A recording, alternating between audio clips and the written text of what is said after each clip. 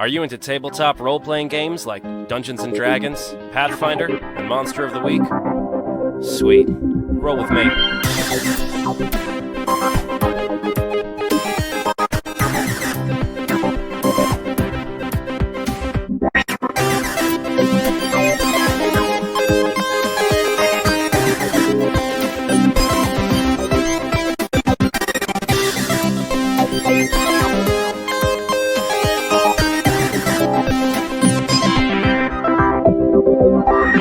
Welcome to Roll With Me. My name is Michael, and I have been absolutely fascinated by tabletop role-playing games for the better part of my life. And no, I don't think that's a little sad. Today, we are going to talk about a brand new one-page RPG that is just an awesome brand new thing. But before we get into that, I'm going to take a second and thank my sponsors, the people who helped me make all of this happen. Jetpack Comics and Games in Rochester, New Hampshire is just the coolest comic book shop I have ever been into in my entire life. They have everything from vinyl pop figures to comic books, graphic novels, trade paperbacks, all sorts of crazy, zany gaming accessories and equipment and apparel and just all the coolest stuff in the world. Everybody that works there knows everything there is to know about everything you could possibly want, from the X-Men to Game of Thrones to Deadpool and Dungeons and Dragons and all the stuff. Jetpack Comics is just super cool. They are located in Rochester, New Hampshire. Give them a call at 603-330-X-Men or visit them at www.jetpackcomics.com. Okay, so the other day I had the chance to sit down and have a conversation with my old friend Ryan Hill, who has designed a brand new RPG called Dicks and Dames. And here is the audio from that.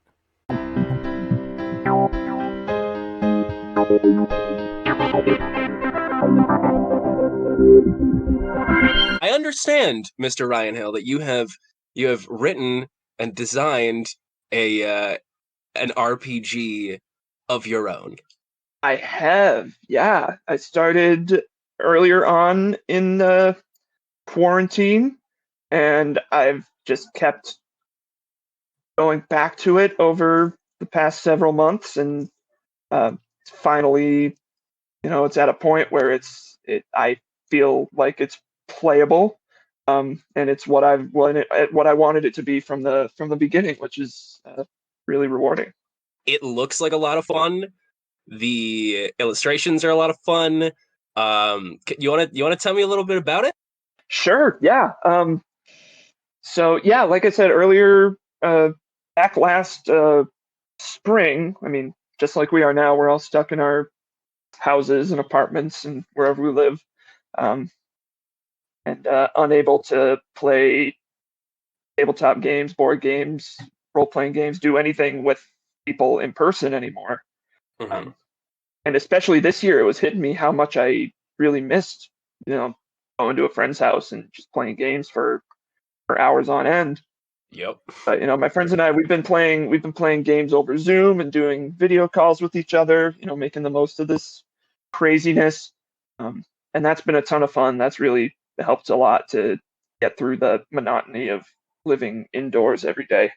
But in the back of my mind, I've wanted to start up a campaign, a D&D campaign or what have you. But my biggest, it's not an issue I have with D&D, but just something that always strikes me about D&D is how incredibly meticulous it is, and how much I love that, and how much a new player might be intimidated by that.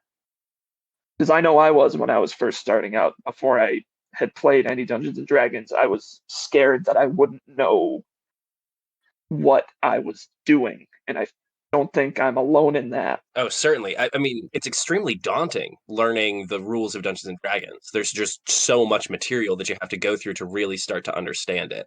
Right. And so I had that in mind because I wanted to get my friends into a D&D campaign, but I was like, well, maybe it's a lot to jump into. And so in the back of my mind, I wanted to do something to simplify D&D so that it could be played in a much more Zoom casual way. And then I thought, well, if I'm gonna simplify it beyond recognition, I might as well make something new out of it. Um, so that's where the idea started to build a game system. And I want to say it was 2015 or 2016, I got introduced to the idea of the one-page RPG. Some friends introduced me to the game. Everyone is John, I believe is the name, and I don't Oh, remember who designed it. Everyone is John is a great game. It's so fun. It's And really good. there were like 10 of us in this room playing Everyone is John. Some of us had played Dungeons and Dragons and were fairly well versed in RPGs before, and others just wanted to hang out. And it's a lot like pulling out a Catan board or pulling out a Clue board, a game that everybody knows and can just kind of chill with. That's what it was like playing this game.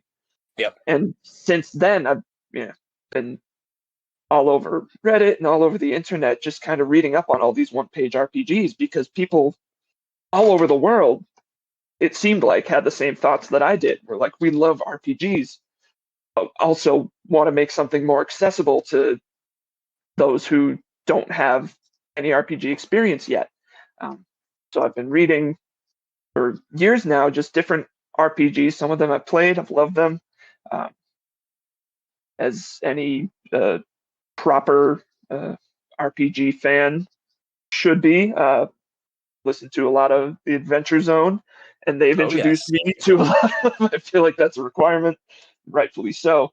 But they've played some one pagers on their live shows and things like that. That's where I first got introduced to Honey Heist, Lasers and Feelings. Honey Heist. Lasers and Feelings, yes. Lasers and Feelings was the number one kind of the thing I always went back to when I was designing my game, which is called Dicks and Dames. It's so tight, but at the same time leaves you so much room to play around. And that's what I wanted to do. I wanted to have something where the rules are fairly simple, ideally would fit on one page, and would just be something that you could do in one session, or if you wanted to extend it to a full-on campaign, you could. With the ultimate goal of just getting more RPGs into the brains of more people. So that's where I was coming from with the design. Yeah, and then from once I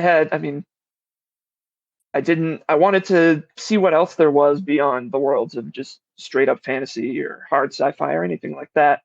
And during quarantine, but also all the time, I've been watching a lot of film noir. That's my favorite genre. It's one that I know well, and I know there are other game systems. What's the Fiasco? Fiasco, yeah. Yeah, and there's another that I can't think of, but they exist kind of in the noir Coen Brothers heist movie tradition. Mm-hmm. They still felt like that corner of the RPG world was a little bit unexplored, and also the same with using a fantasy village can give you a backdrop for so many cool stories. Using a grimy city block in the 30s or 40s can be the same kind of jumping off point. So I had the world I wanted. I wanted to do something based in noir, and I wanted something that would be accessible to everyone. And then over the course of this quarantine, I've just been kind of coming up with ideas and jotting them down. I have a couple of notebooks of just like sporadic, like, oh, what if there's a D6 in this one? Or what if there's a D8 for this thing? And I had all these rules in mind, and it was becoming this big thing where I had like 30 different attributes where you could choose from, and the turn had a specific order, the way that Magic the Gathering turns are ordered. I based it off of that. And then as my ideas kept coming, I realized that I was building the thing that I was trying to prevent this game from being, which was a functional game, yes, but something that's not necessarily accessible to people who haven't played all that many RPGs before. And so I had this I had 9 or 10 page rule book going. I still have it. And I still hope to make something of that, kind of an expansion of what I have now somewhere down the road. But I basically started from square one again. And with that kind of mission statement, in mind. That sounds so pretentious to have a mission statement, but with just the ideas in mind, I went back and I retooled it. I kept a few of the things that were really core to what the original version was, which was the idea of the overall story idea of a group of detectives working together, uh, lucky and unlucky numbers that would come up, and the idea of uh, minimizing the number of dice that would be used to the point where the game that exists now, the only die that a player needs is a six-sided die. That's awesome. And most people just have that kicking around somewhere. Most people have Yahtzee or Monopoly or something. Exactly. Yeah. When I was playtesting the game, just messing around, I realized I didn't have a D&D die set, or I did, but it's 3,000 miles away back home in Massachusetts. So I just pulled out my Catan board, and so I playtested this with just a die from Settlers. Yep. Yep. And so I thought, how perfect that, I mean, you can just do that. And instead of, just being able to use this die for one game, all of a sudden, with a free PDF online and this die, you have access to a whole other game. You don't have to buy anything new. There's no expansive rule book, just one page, one die, and with the goal of just getting more people into role-playing games, because it's something I love a lot, and it's something I think it would make the world a better place. No, no, you're not wrong. Yeah, it sounds kind of gauche, but it's true. Role-playing games promote empathy. They promote interpersonal skills. I used a version of Everyone is John when I was a teacher back in Massachusetts. I was a middle school and high school teacher for 2 years. Mm-hmm. And I introduced my students to storytelling in video production through a modified kid-friendly version of Everyone is John, which I called Game of Jones. Everyone in, because that's when it was hot. That's hysterical. So, all right. So is Dixon Dames available and out right now? Yeah, it's available right now. Yeah. I just posted it over on a couple of subreddits. I have it available on my personal website, which I'll give you the link to. You can check it out there. And it is available for free, because again, I want as many people to be able to experience a role-playing game as possible. That's amazing. If you don't mind, I will post it on my website on MosfetCustoms.com and have it yeah, and have it available there. That would be awesome. Yeah, thank you. All right. Well, then you heard it, folks. Starting very soon, Dixon Dames, the RPG written by Ryan Hill, will be available on the Noir-PG. God damn it! Original Noir-PG. You know who you're dealing with here. You had to have seen it coming. It's too good. It's just too good. Yeah, that's amazing. So talk to me about how the game functions. I really want to dive into how we play it. Yeah, absolutely. The one sheet of the game is divided in half. The left half is your character sheet, and the right half is a rule book or rule page. So there's not necessarily a player limit, but it works best with between 3 and 8 people.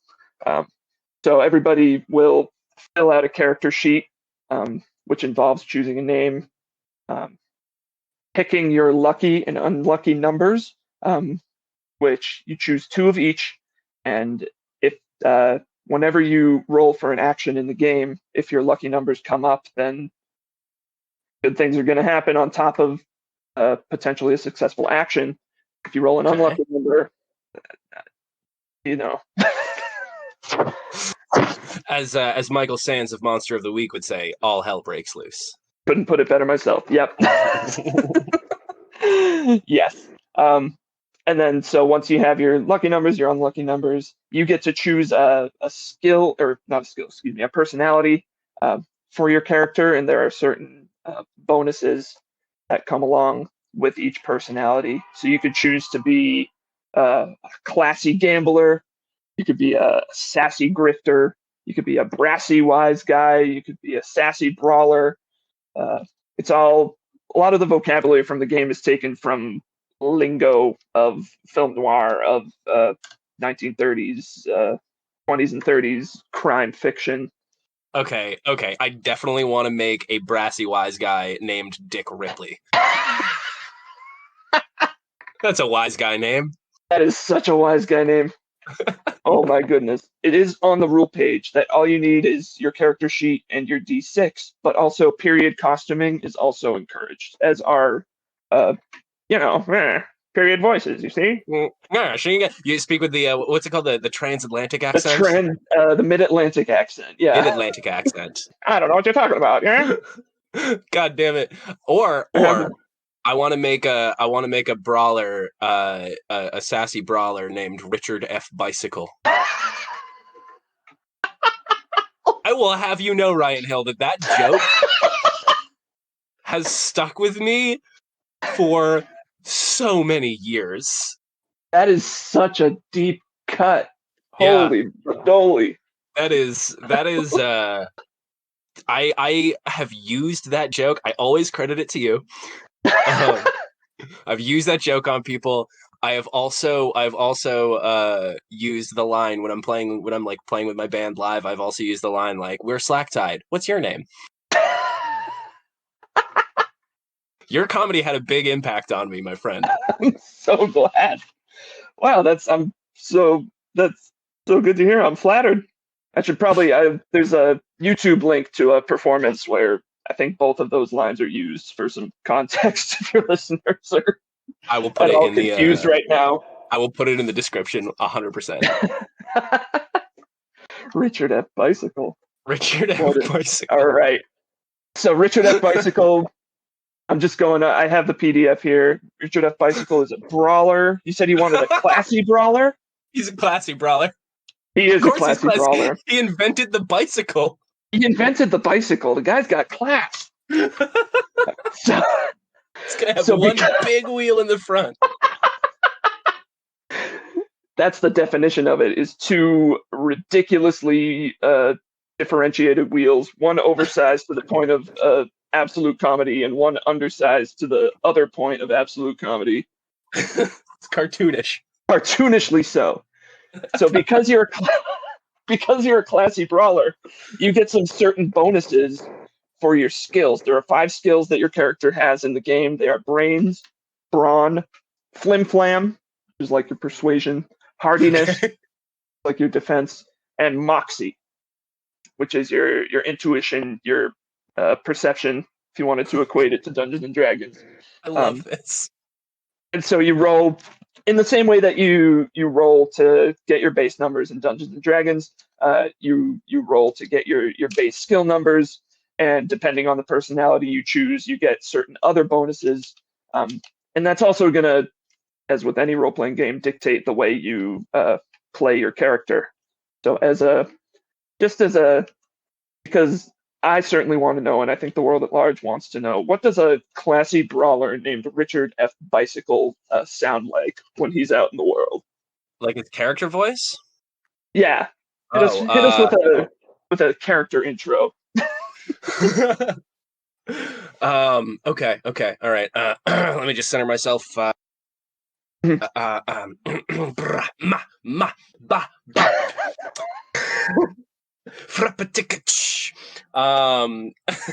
what were the other vocal warm-ups we did in college? Red leather, yellow leather, to sit in solemn silence. Oh, now, to sit in solemn silence on a dank, something dark dock with a. I forget it all now. In a pestilential prison with a lifelong lock. Ooh. Shit. Awaiting the sensation of a short, sharp shock from a cheap and chippy chopper on a big black block. $75,000, ladies and gentlemen. I got a warm-up exercise. All right, I think I got it. Okay. Raised in the slums of Harlem. My name is Richard F. Bicycle. Every time he says bicycle, it starts with an Every B word starts with an Yeah. It's got a bicycle. Richard F. Bicycle here. Oh, I'm in love with this character. So he's a classy brawler. He has, certain skill. His skill numbers in all 5 of the skills on the sheet are going to, dictate what you do in the game. So in the game, it's really up to the dungeon master once you've chosen your personality, and you have your character sheet filled out to build the world and to guide the characters through a story. It could be something as open-ended as an introductory D&D campaign. It could be something more focused, like a tightened murder mystery, something Agatha Christie-ish that has a definitive, solution or an end. Got you, little Murder on the The Orient session Express. or the campaign. Little Murder on the Orient Express. Murder on the Rockport Limited, whatever you want it to be. Actually, when I was running a Monster of the Week game, I did Murder on the Starlight Coast. I did I ripped off both Orient Express and Rockport Limited, and then threw a little bit of like occult flair into it. Oh, beautiful! Because you got to pepper that. You got to pepper in that flair. Oh, of course. Give it some flavor, make it nice and spicy. Yeah, absolutely. So I didn't put anything like, here's the way a typical Dix and Dame story unfolds, because there is no typical Dix and Dame story, because it's a new game and it's really what you want it to be. So whatever story the dungeon master wants to tell, whether it's a straight up noir story or if it's noir adjacent, it's totally up to them to build whatever world they want.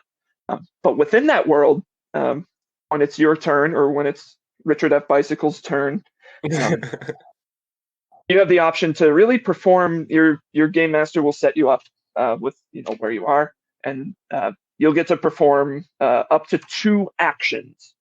But in order to use an action, it has to be with one of your skills. So if you wanted to look around a room and search for clues in the haunted dentist office where the murder took place, I don't know. Nice. Haunted dentist office, always a good place. Always. What could go wrong? You would use your brains for that action. Yep. You would roll 1d6 for brains. If your lucky number comes up, excellent. Maybe you find a big clue. Maybe you get steered in a very positive direction as to where the big hint of who the murderer is by your GM. Things are good if you roll a lucky number. If you roll one of your 2 unlucky numbers, that's where things, as you said, go to hell, or all hell breaks loose. You will roll an additional time for a failure penalty, and that penalty gets subtracted from your skill number. So let's say you have 12 brains points. I roll my unlucky number. Let's say it's a 1, and then I roll again. I get a 6. 12 minus 6 is 6. So 6 brains might not be enough to be able to detect a certain clue. Gotcha.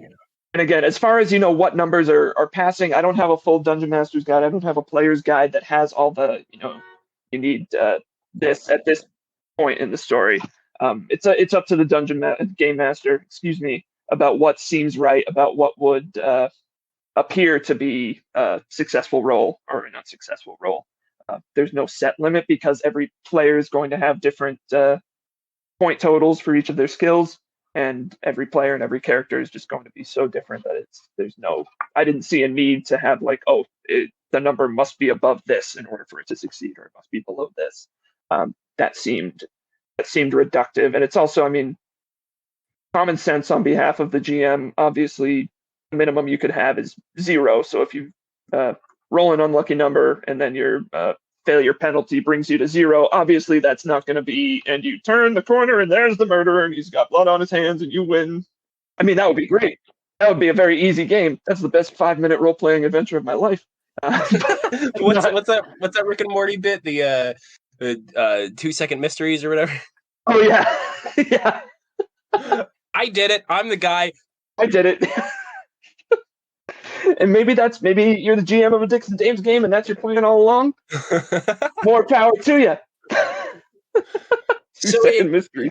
So you're really, I mean, you truly are creating this collaborative storytelling experience that is set in this really real and gritty world that you can make as ridiculous or serious as you want. I mean, you could take it in a Call of Cthulhu route and make it dark and gritty, or you could take it in a ridiculous LA Noir meme direction and make it hysterical.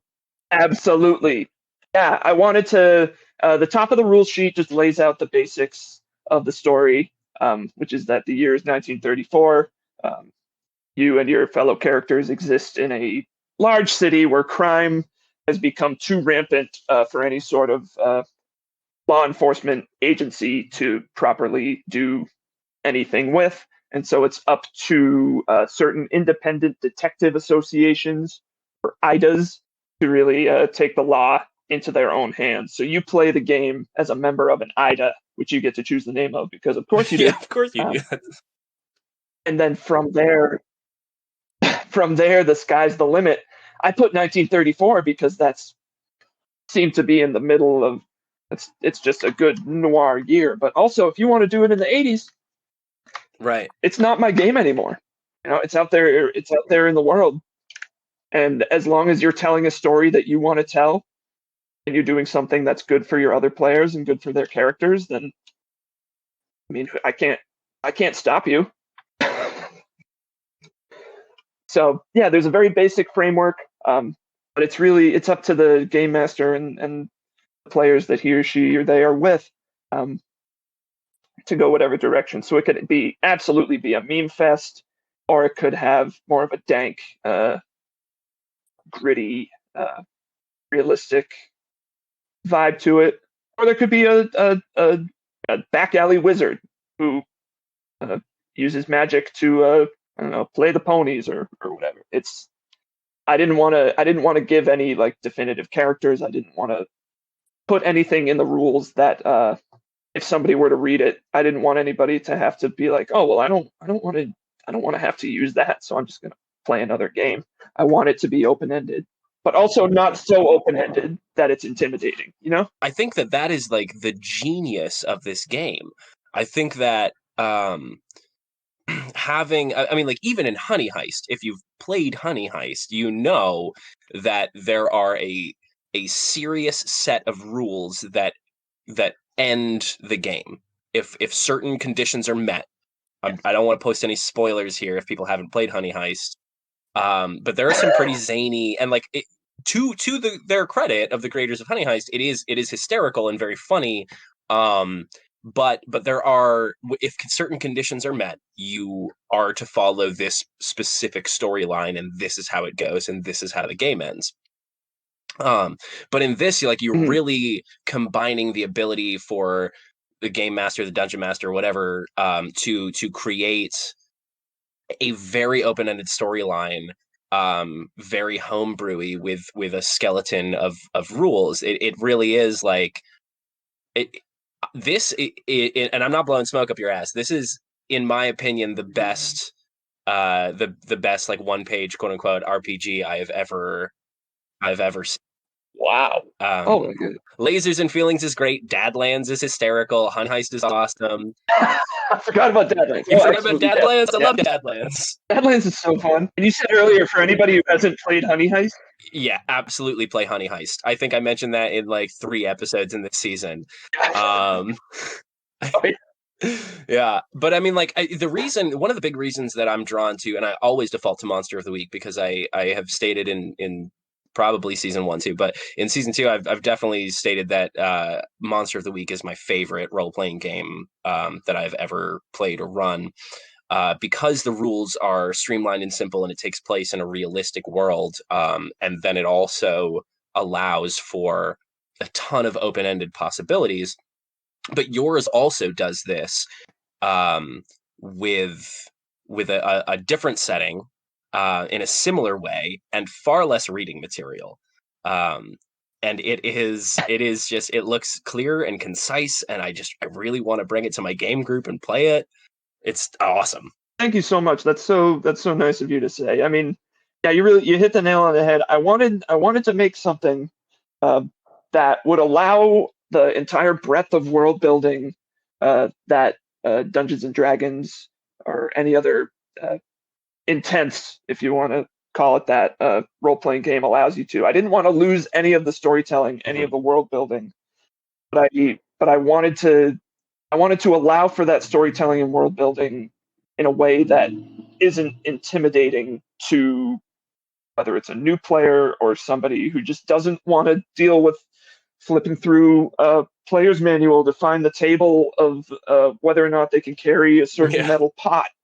So Dicks and Dames looks like the coolest brand new thing to happen to one-page RPGs ever.